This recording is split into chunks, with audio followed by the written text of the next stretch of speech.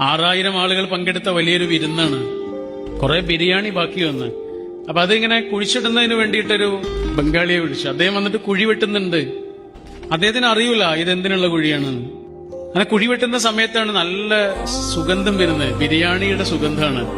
അയാൾക്ക് മനസ്സിലായി അത് ബിരിയാണിയാണ്.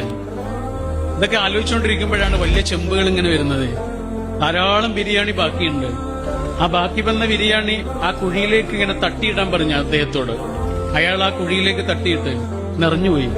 അപ്പൊ അയാളോട് ഇങ്ങനെ ചവിട്ടി താഴ്ത്താൻ പറഞ്ഞു. അയാൾക്ക് പറ്റുന്നില്ല. അയാളിങ്ങനെ വിങ്ങി പൊട്ടിയിട്ട് ഇങ്ങനെ നിൽക്കുക. അപ്പൊ അടുത്ത് നിൽക്കുന്ന ആരോ ചോദിച്ചു, നിങ്ങളുടെ പേരെന്താ? ഗോപാൽ യാദവ്. നിങ്ങളുടെ വീട് എവിടെ? ബീഹാറിലാണ്. വീട്ടിൽ ആരൊക്കെയാ ഉള്ളത്? ഭാര്യയും മോളും. മോളെന്താ പഠിക്കുകയാണോ? അല്ല, അവള് മരിച്ചുപോയി. എങ്ങനെ? പട്ടിണി കൊണ്ട്.